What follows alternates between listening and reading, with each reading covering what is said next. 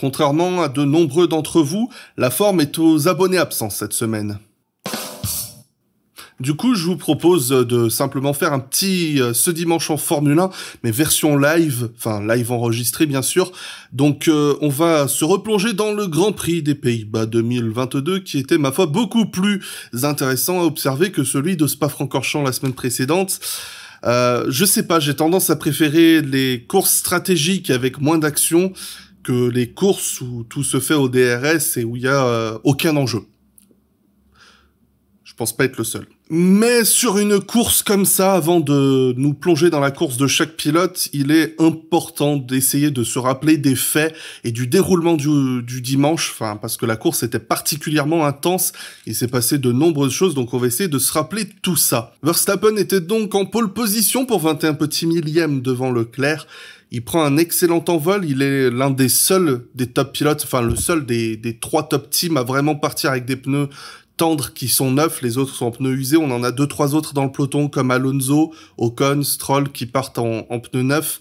Mais Verstappen, c'est le seul qui a des pneus tendres neufs, donc ça a peut-être un petit peu aidé sur les premiers tours, mais on savait déjà dès le vendredi que quoi qu'il en soit, la Red Bull, l'écurie Red Bull est particulièrement maligne et prépare très très bien son dimanche avec d'entrée des longs relais avec beaucoup d'essence pour justement mieux se préparer au début des Grands Prix. Et ça a très vite fait la différence parce que Leclerc a suivi le rythme pendant quelques tours et au bout d'un moment, il a totalement décroché. Mais le seul vraiment enjeu de ce début de course qui nous laissait quelques petites interrogations, c'était chez Mercedes. Mercedes qui avait ses 2 voitures en pneus médium. On en avait d'autres dans le peloton. Dans le top 10, il y avait Norris et Schumacher qui étaient en pneus médium. Mais on savait que eux allaient pas embêter qui que ce soit, du moins aux avant-postes. On se dit que c'est une excellente stratégie puisque si ils conservent ce rythme et qu'ils arrivent à les mener suffisamment loin, ce qu'ils ont fait, il y aurait qu'un seul arrêt chez Mercedes. Et chez Red Bull et Ferrari, on était sur du 2 arrêts au minimum. Et sur un tracé comme celui de Zandvoort où il est assez difficile de dépasser, avoir la position en piste peut se révéler particulièrement intéressant, mais le seul vrai ennemi des Mercedes c'était leur mauvaise position sur la grille de départ, un petit peu enquiquiné par Sergio Pérez en Q3 qui a causé le drapeau jaune-rouge de fin de session. On avait donc Lewis qui partait derrière Carlos Sainz et qui a perdu beaucoup de temps derrière lui, et Russell qui en plus de s'être fait passer par Norris au départ a pris 2-3 tours pour le dépasser, et ensuite il s'est retrouvé bloqué derrière Pérez qui dans la Red Bull avait l'une des meilleures vitesses de pointe qui a été enregistrée tout au long du week-end au Speed Trap. Pour la Mercedes qui souffre un petit peu plus en ligne droite, ça allait être très compliqué pour Russell de passer devant, et comme pour Hamilton, il a dû attendre que son concurrent s'arrête au stand pour pouvoir passer devant et enfin attaquer et montrer leur excellent rythme. On a donc Leclerc qui s'arrête au 17e tour, Verstappen au 18e pour chausser les pneus médiums. Et là, on se rend compte que les pneus médiums, c'est finalement peut-être pas si bien que ça. Et lorsqu'on a Hamilton qui s'arrête au 29e et Russell au 31e pour chausser les pneus durs, et là, on se dit que on est mal. Parce que les pneus durs, quand on regarde un petit peu ce qui s'est passé dans le peloton, je vois Alonso qui s'arrête au 12e tour pour les pneus durs, Norris au 17e, Ocon au 18e pour mettre les pneus durs.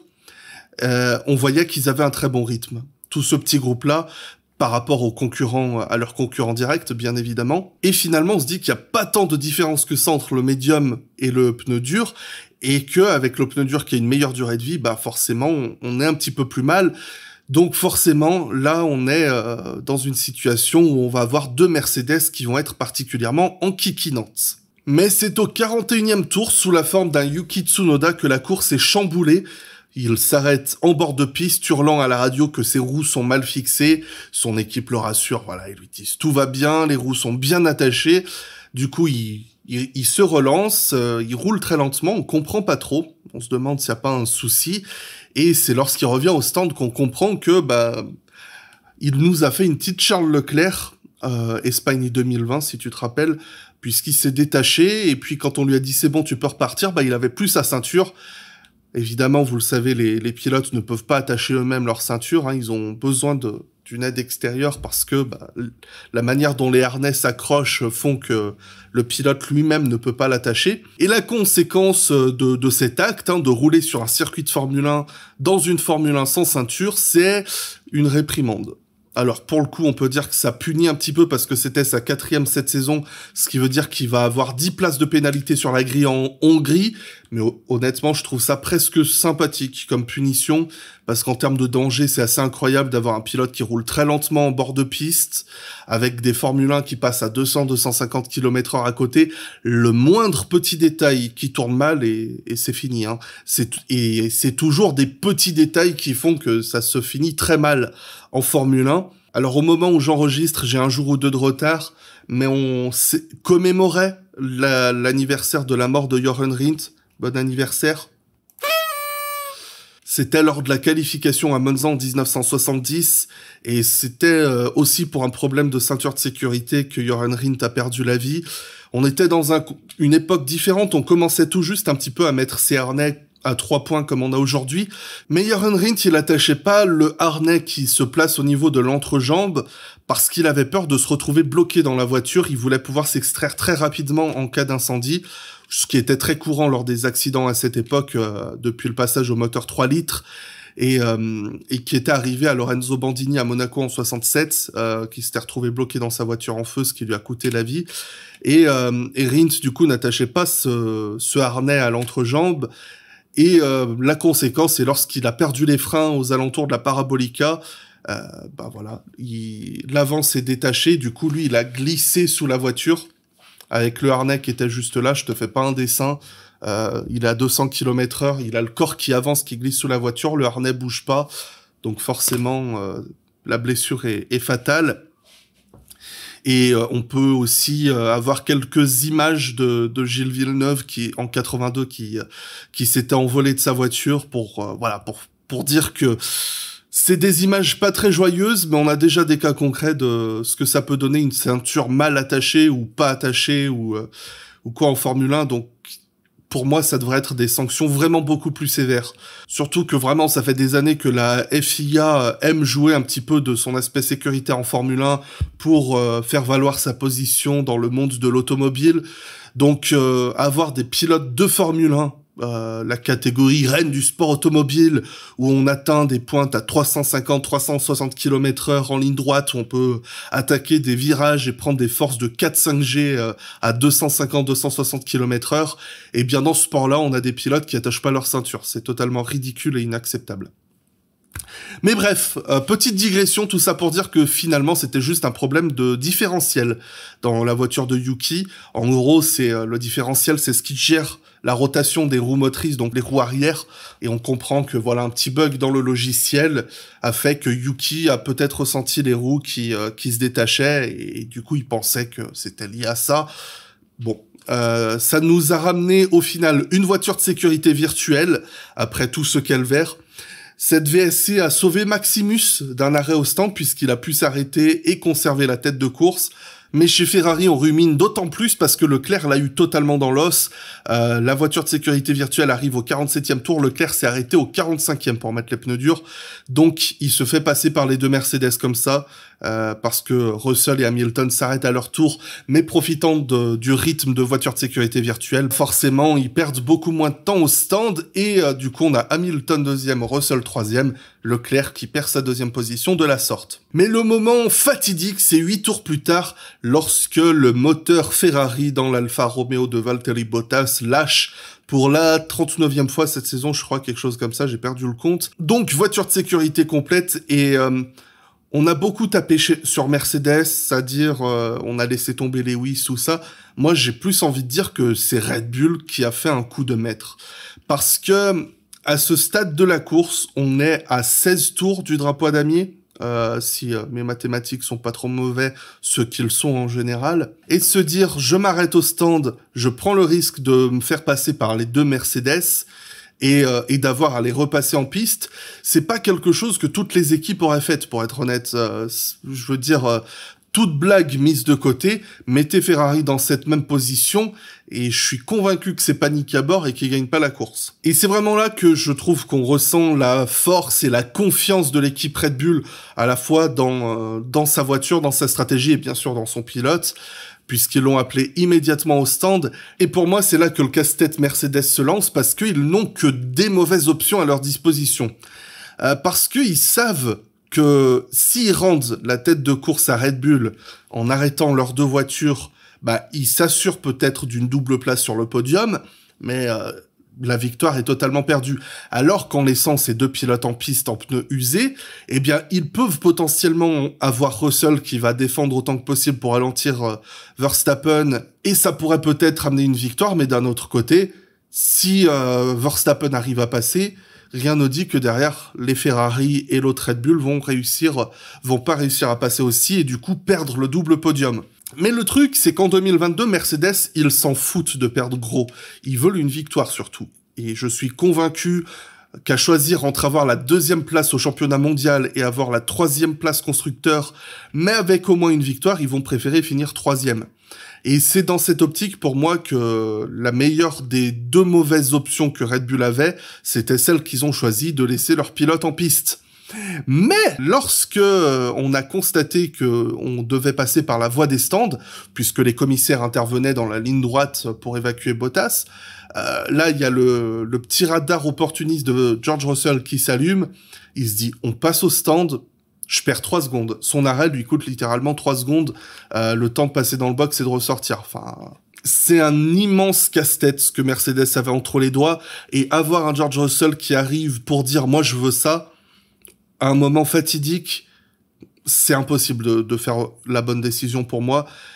Je pense que c'était relativement sage malgré tout, mais ça a concédé du coup la 2e place à Verstappen, et Russell du coup ne pouvait plus être là pour jouer le protecteur de Lewis en fin de course. Mais comme je le disais, réalistiquement, je suis absolument pas convaincu que les Mercedes auraient pu tenir avec des médiums un petit peu usés face aux softs presque neufs de Verstappen. Mais le résultat de tout ça, dans tous les coups, c'est apparemment Lewis a mal redéployé l'énergie de son moteur à la sortie du virage 13, alors que de son côté, Verstappen a eu une sortie parfaite, il place parfaitement la monoplace, il donne le coup de gaz au moment idéal, et aspiration, bon déploiement d'énergie, meilleure vitesse de pointe que la Mercedes, il passe Lewis au moment de franchir la ligne, donc c'était tout dans les règles, et à partir de là, le pauvre Hamilton n'a pas pu se défendre de son coéquipier. Leclerc a donc pu également passer Hamilton dans les derniers tours. Et Sergio Pérez n'a jamais vraiment pu revenir, mais on va parler un petit peu plus de sa course dans la section pilote par pilote qu'on va démarrer tout de suite. Maximus commence son week-end donc avec une panne en essai libre 1, des problèmes divers en essai libre 2, et malgré tout, il prend quand même une bonne pole position pour un rien. Et en course, c'était son Grand Prix du début à la fin. Et comme je le disais, en termes de rythme pur, Mercedes et Ferrari étaient juste là. Mais sur les très longs relais, il y avait un truc en plus dans la Red Bull, et Verstappen l'a exploité à la perfection, c'est une habitude.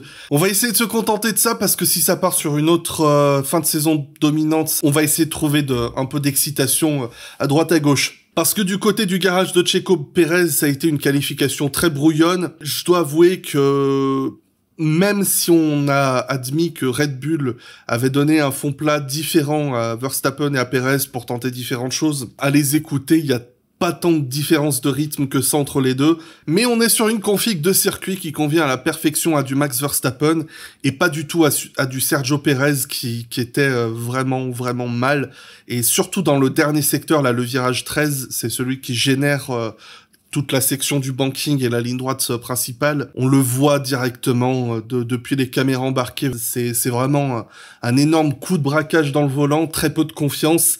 Et l'accélération vient beaucoup plus tard, et ça se traduit du coup par un Checo qui ne maximise pas du tout son rythme pur, et qui en course a eu du mal un petit peu à optimiser sa vitesse en ligne droite. Checo, il est totalement en train de s'effondrer depuis le Canada. Et là, il perd un petit peu tout espoir. Mais ce qui est le plus paradoxal, c'est de constater que malgré un petit peu cette déchéance, Il est deuxième du championnat ex aequo avec Charles Leclerc. Alors Leclerc passe devant au championnat parce que il a 3 victoires contre 1 pour Pérez. Mais quand on voit la saison quasi parfaite de Leclerc, on n'oublie pas les 2-3 petits cacas à droite à gauche. C'est totalement déplorable de se dire qu'on en est vraiment à ce stade-là chez Ferrari. Il rate la pole position malgré tout, Charles. Il aurait pu la faire sans cette petite erreur au virage numéro 10, si je dis pas de bêtises, en Q3 dans le dernier tour. Il perd à peu près 17 centièmes sur son meilleur tour, donc ça aurait pu faire toute la différence.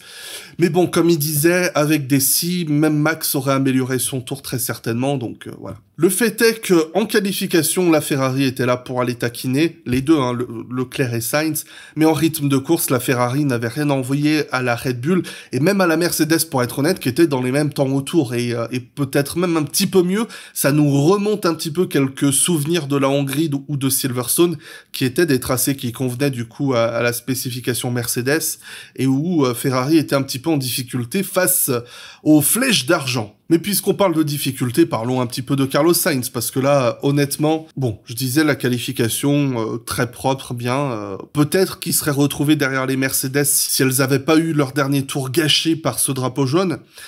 Mais bon, il était à peu près là sur l'ensemble de la qualif. Par contre, en rythme de course, c'est aux abonnés absents. Il y a un panneau Wanted, le rythme de Carlos Sainz dans le bureau du FBI. Il est totalement paumé en rythme de course, ça a été un désastre. J'oserais même m'avancer à dire que si on exclut l'Espagne et l'Australie où il se fout dehors dans le bac à gravier, c'est peut-être une de ses pires courses cette saison. Il était en moyenne à une demi-seconde autour de Leclerc, et quand on ajoute à cela l'arrêt désastreux de Ferrari qui oublie d'aller chercher une roue, pourquoi pas, hein. Carlos Sainz et les problèmes au stand, ça le connaît bien, c'est toujours lui qui les prend. On ajoute à cela sa pénalité de 5 secondes pour, je cite, unsafe release. Alors pour le coup, c'est un cas très complexe et Ferrari n'a pas fait d'erreur sur le unsafe release. Ils l'ont relâché au bon moment. C'est juste que Sainz, au moment où il sort, il est obligé de donner un petit coup de frein, enfin de pas totalement accélérer parce qu'il y a un mécanicien un McLaren devant lui qui le force un petit peu à prendre une sortie plus serrée et plus lente. Factuellement, c'est pas un unsafe release. Dans le sens où la réglementation l'entend, c'est-à-dire que l'équipe a relâché son pilote à un moment qui était pas sûr, mais là c'est vraiment les circonstances qui ont fait que Sainz n'a pas pu se mettre au bon moment dans la voie des stands, revenir correctement sans mettre en danger un petit peu le reste. Mais je vais me permettre d'étendre un petit peu, vous savez, je suis un petit peu taquin. Je vais mettre un petit peu plus en avant un autre point, un petit peu méta. C'est cette voie des stands qui est totalement absurde. Si vous formez quelqu'un à la FIA à ce qu'est le grade Formule 1, tout ça, et que vous l'amenez à Zandvoort, à aucun moment le tracé est conforme. Je digresse totalement, mais je vais chercher Yuki Tsunoda, l'endroit où il se gare juste devant un poste de commissaire, donc lui il a fait son boulot. Mais le truc c'est que on est en pleine descente. Donc là, les commissaires, ils sont obligés de remonter une bagnole de 800 kilos. Ils ont galéré comme pas possible. Enfin, regardez, si vous le pouvez sur F1 TV, l'évacuation de la voiture du Yuki Tsunoda, ils en ont galéré, les commissaires. Et puis, bien sûr, toutes les zones d'évacuation, enfin, il y a rien qui va sur ce tracé pratiquement. Et c'est regrettable parce qu'il y a une excellente ambiance. Mais honnêtement, c'est peut-être aussi à moi de faire l'effort de m'habituer. C'est pas la première fois de l'année qu'on va sur des circuits qui sont pas aux normes. On a été à Jeddah, on est allé sur ces tracés l'an dernier, donc bon, un de plus, un de moins. On n'est plus à ça près. On fera le point le jour où il y aura un drame. Mais par contre, pour revenir sur Carlos Sainz, si j'ai envie de le punir, c'est pour ce dépassement sous drapeau jaune. On a Valtteri qui est arrêté en bout de ligne droite, Ocon qui est dans une situation un petit peu plus faiblarde face à la Ferrari. Il est roue contre roue au moment où il passe à côté de la bagnole qui a arrêté. Qu'il l'ait passé avant ou pas, y a quelqu'un qui doit être en tort, et ça ne peut pas être Ocon parce qu'il se fait doubler. Il va pas mettre un gros coup de frein à main en pleine ligne droite juste pour être sûr d'être derrière Sainz. C'est absolument dangereux. Encore une fois, on fera le point quand faudra ramasser des morceaux d'intestin sur la piste. Lewis Hamilton termine du coup 4e. Bon, dans l'ensemble, c'est un bon week-end des deux pilotes. La Q3 pour Russell et Hamilton gâchée par la sortie de Perez. En rythme de course, les deux étaient très proches. Petit avantage Lewis dans l'ensemble, de ce que j'en retiens. Dans l'ensemble, c'est du Lewis. Voilà, il y a pas grand-chose à dire. Et la seule chose qu'il y a à reprocher sur son dimanche, c'est ce qu'on a évoqué lors du développement de la course. Donc, je vais rien ajouter sur son Grand Prix. Russell, c'est presque pareil. Un petit peu derrière Lewis dans l'ensemble du week-end. Mais le fait qu'il arrive à régulièrement et même constamment être dans sa zone de jeu à 15-20 centièmes derrière, il a certes eu un petit peu de réussite dans l'ensemble de la saison, mais chaque fois qu'il franchit un drapeau à damier, c'est dans le top 5, ce qui en dit un petit peu long sur sa constance.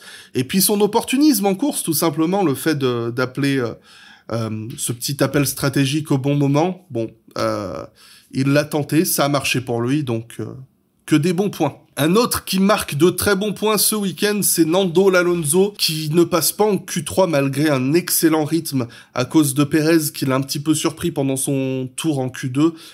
Perez a rien fait de mal là pour le coup, c'est juste que Alonso a été un petit peu distrait et surpris, et en course, il a bien remonté. Bonne stratégie dans l'ensemble, puisque comme je le disais tout à l'heure, c'est le premier à chausser les pneus durs. Ça a marché à la perfection. Et ça lui a permis, lors de la voiture de sécurité virtuelle, lorsqu'elle est arrivée, de gagner un arrêt gratuit, ce qui lui a permis de passer Norris et Ocon et d'aller chercher du coup la 6e place. Et le tout avec un excellent rythme sur l'ensemble du week-end, donc une très bonne note pour Nando. Pour ce qui est d'Ocon, c'est plus compliqué, beaucoup de manque de confiance. Il avait du mal à trouver de la stabilité à l'arrière. Et après un Grand Prix parfait, honnêtement, en Belgique, on sent peut-être l'expérience de l'un ou l'inexpérience de l'autre qui fait un petit peu la différence, parce qu'on s'attendait à un week-end difficile chez Alpine. Bon, on a les deux voitures dans le top 10, donc c'est très bien. Avec derrière Norris qui marque des petits points pour McLaren. Son tour en Q3 n'était pas parfait à Lando, une fois n'est pas coutume. Mais à part aller chercher la Mercedes de Russell, honnêtement, qu'est-ce que tu veux qu'il fasse dans sa McLaren? Donc, je pense que sa qualification était dans l'ensemble pas mal maximisée. En course, il a pu passer Russell au départ, mais bon, il a en toute logique pas tenu très longtemps. Et une fois que le dépassement a été effectué, ses seuls rivaux, c'était les Alpines, qui sont donc bien remontés. Un petit peu plus difficilement pour Ocon, parce qu'on a tenté quelque chose lors de la VSC, on l'a pas arrêté, là où Alonso et Norris se sont arrêtés au stand. Et du coup, il perd un petit peu sur ce terrain-là, Ocon. Mais il se réarrête en fin de course pour chausser les pneus soft, et il n'y a pas trouvé de la confiance du tout pour aller taquiner Norris et récupérer la place de Sainz, qui avait du coup 5 secondes de pénalité. Mais dans l'ensemble, le trio Alonso-Norris-Ocon reste assez fort et offre une belle lutte dans le peloton. C'est dommage que ce soit une lutte à 3, parce que Daniel Ricciardo, c'est en dire très très long entre nous, mais c'est peut-être un de ses pires week-ends cette saison. Nulle part en qualification, alors certes, il a été gêné dans son meilleur tour par Vettel, mais à aucun moment il aurait dû être de cette manière dans la zone des éliminés en premier lieu. Et en course, il y avait rien, donc on va pas enterrer le pauvre Daniel, parce qu'il est déjà 6 pieds sous terre. Et oui, les amis, rien ne change, quoique, Lance Stroll a fait une qualification plus que décente. On va dire qu'elle a été très bonne. En passant en Q3, une bonne petite surprise pour Aston Martin. Lance a été très très bon le samedi, et le dimanche, il a fait un excellent job. Alors en Q3, il n'a pas pu espérer mieux que la 10e place, parce qu'un problème mécanique lui a coûté tout son roulage en Q3. Mais en course, un bon envol. Il prend la 8e place très rapidement, mais il n'a pas pu résister aux remontées de Alonso et Ocon, qui partaient derrière et qui avaient un meilleur rythme. Donc il arrive à sauver des points. Je crois que c'est la 5e entrée dans les points consécutifs d'Aston Martin. Bon, ça grappille, c'est pas grand-chose, mais bon, le boulot était fait, parce que du côté de Sebastian Vettel, ça a été vraiment brouillon. Honnêtement, habituellement, c'est tout l'inverse. Stroll, il nous a fait une Vettel, et Vettel nous a fait une Stroll. Parce qu'il ruine son dernier tour en Q1 en roulant un petit peu dans le sable, et il s'est fait éliminer en course. Il a été perdu dans le trafic en début d'épreuve, un peu bloqué, et la seule chose qu'il avait à faire, c'était de parier sur une stratégie un petit peu folle. C'est le premier à s'être arrêté au stand. Au 9e tour, il passe en pneu médium, et lors de la voiture de sécurité virtuelle, il a tenté de mettre les softs et d'aller jusqu'au bout, ce qui n'a pas particulièrement marché. Et on doit ajouter également ces 5 secondes de pénalité pour ne pas avoir su respecter les drapeaux bleus. C'était un week-end très sous-vireux chez AlphaTauri. La voiture était finalement pas si mal à traîner aux alentours du top 10. Mais comme chaque fois qu'on est dans cette configuration de tracé et de réglage, c'est Yuki Tsunoda qui tire le meilleur de la voiture. Il a fait un très bon week-end. Bon samedi, passage en Q3, plus rapide que Gasly dans l'ensemble. Et du coup, son entrée dans les points qui est gâchée par cette panne mécanique ou électronique ou on sait pas trop, c'est vraiment regrettable pour lui parce que un petit peu comme en France où il avait une bonne qualif et il se fait détruire au départ par Ocon, il a un bon week-end qui est gâché. Et du côté de Gasly, comme je le disais, il était vraiment en retrait par rapport à Tsunoda ce week-end. Il a beaucoup de mal avec la voiture quand elle est dans cette configuration assez sous-vireuse. Et finalement, il n'y a pas grand-chose sur son week-end qui soit particulier, donc je vous propose d'enchaîner avec quelqu'un qui a eu un assez bon week-end, c'est Alexander Albon. À part peut-être son tour en Q2 qui a pas été excellent. Je vois pas vraiment ce qu'on peut reprocher à Albon ce week-end. Alors le tour a pas été excellent, mais en même temps, il était évident que la Williams n'allait pas chercher de Q3 ce week-end sur ce type de tracé. Malgré tout, il arrive à terminer 12e encore une fois, donc une très très bonne optimisation de ses longs relais, de la course et du dimanche, qui contraste totalement avec Nicolas Latifi, qui a eu l'excuse, une parfaite excuse pour partir dernier, puisque il a une panne mécanique, je crois, et voilà, sur la course... Mick Schumacher aussi était sur un excellent week-end, passant en Q3 à la grande surprise de son équipe. Donc un excellent week-end de sa part. Un rythme de course qui était très très solide également. Mais malheureusement, tout a été ruiné par un arrêt au stand beaucoup trop long. Un arrêt au stand beaucoup trop long qui l'a placé en queue de trafic. Je crois que son arrêt a fait 10 secondes, et au lieu de ressortir avec de l'air propre et de pouvoir attaquer comme il le voulait, il s'est retrouvé dans un peloton qu'il n'a pas réussi à dépasser. Comme je le disais, sur ce tracé, pour dépasser, c'est pas simple. Espérons que d'autres équipes auront constaté cette bonne prestation, que Haas en retiendra tout le positif, parce que, pour moi, il mérite totalement sa chance pour une 3e saison. On sait qu'il est un petit peu sur la sellette pour des raisons politiques et un peu moins sportive qu'il y a quelques mois. On a vu du bon Schumacher, c'est celui qu'on voyait un petit peu en Formule 2 avec ce pilotage très propre, très précis, proche de l'efficacité verstappenienne en un sens. Donc j'avais déjà un bon a priori de Schumacher, mais de le voir continuer un petit peu sur cette lancée, ça continue à me rassurer. Magnussen, par contre, là, c'est 0 pointé presque pour moi. Son tour de Q1 est annulé à cause des limites de piste. En course, au 2e tour, il se met dans le mur. Et là, j'ai l'impression que c'est pas la première fois cette année que chez Haas, on laisse passer des opportunités. Et on va conclure avec les Alfa Romeo, encore une fois, qui galèrent à passer simplement en Q2. Zhou Guanyu, encore une fois, c'est lui qui bat Bottas en qualification. Son second tour en Q2 était assez brouillon, mais dans tous les cas, il serait pas passé à l'étape supérieure, je pense. Il aurait eu une meilleure position à l'arrivée, là je crois il termine 16e, s'il n'avait pas été victime ou coupable d'un excès de vitesse dans la voie des stands qui lui coûte 5 secondes de pénalité. La voiture de sécurité en fin de course qui lui a coûté sa stratégie, et aussi le fait qu'il se soit retrouvé bloqué dans le peloton beaucoup plus longtemps que prévu. Valtteri Bottas, de son côté, c'était... il était là. C'est-à-dire que c'est la 4e ou 5e course consécutive, je crois, que il se fait battre en qualification par le rookie. Alors je sais qu'en Belgique, il avait une bonne excuse parce qu'il a pas roulé. Mais j'ai pas l'impression que Bottas fasse tant la différence que ça depuis quelques épreuves. Forcément, c'est lui qui a le plus d'expérience en course, donc il arrive toujours à trouver son élément. Mais il y a rien, presque rien qui le différencie de Zhou en termes de performance et tout. Donc ça commence à devenir assez frustrant, je pense.